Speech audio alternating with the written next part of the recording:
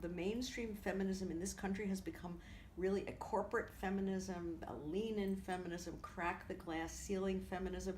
It's given up any broad, robust conception of what gender equality means or what social equality in general means.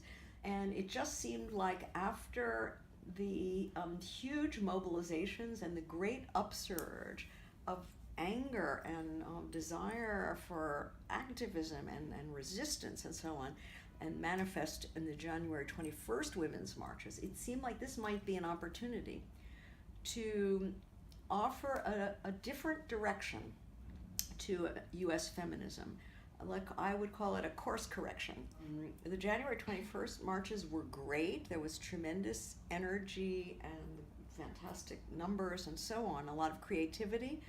But I have to say that they were somewhat politically inchoate. But it's also possible to develop a form of women's activism that has a clearer profile, a clearer orientation, a platform. We thought, let's seize this moment and see if we can get a left-wing feminism, a radical feminism. That's what we mean. Feminism for the 99% is for all the women for which lean-in feminism has done virtually nothing. This drift that I just described of mainstream feminism into a sort of a corporate mold. And I need to add right away that I would say the same thing about every progressive social movement. This is not uniquely a problem in feminism. It's a problem in anti-racist movements, which also have a kind of black elite political machine cast to them, at least until Black Lives Matter erupted.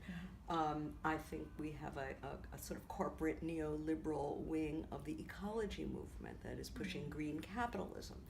We have within LGBTQI movements, we have all kinds of, I think Hillary Clinton was such a perfect embodiment of this.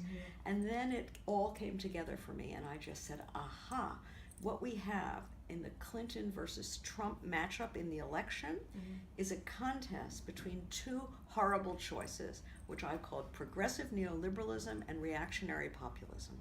What has been the sort of ruling hegemonic bloc in the United States for at least since Bill Clinton took office in '92, it's a long time, has been this unholy alliance between these mainstream corporatized currents of the new social movements and certain sectors of the US capitalist class. It's not absent a strong and clear left intervention.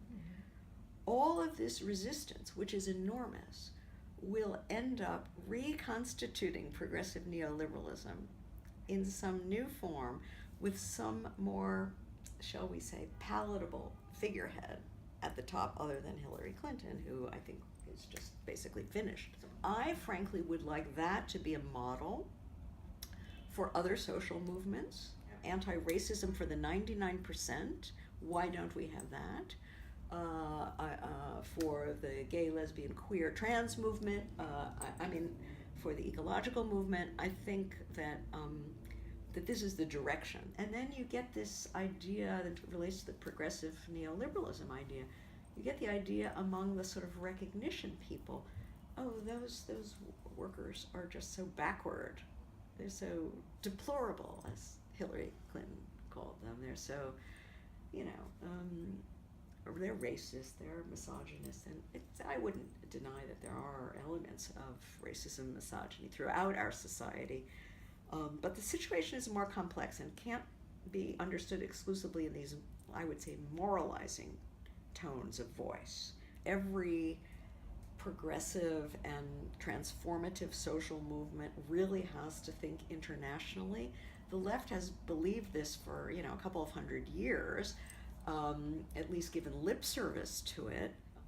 What this international strike does is really encourage solidarity and mutual learning. I mean, one thing that was very striking to us when we wrote the statement that appeared in The Guardian was this language that the Argentines were developing They had such a terrific, expansive, and structural understanding of what violence against women encompassed. It wasn't just all on a bad dudes, you know. In my view, the structural basis of women's subordination in capitalist society is the division between economic production and social reproduction. Such a division never existed before historically. These activities were all kind of mixed up together and in the same place and so on and so forth. I think although the way that division has been drawn and made operational has changed significantly in the history of capitalism as it moves through a series of different regimes of accumulation.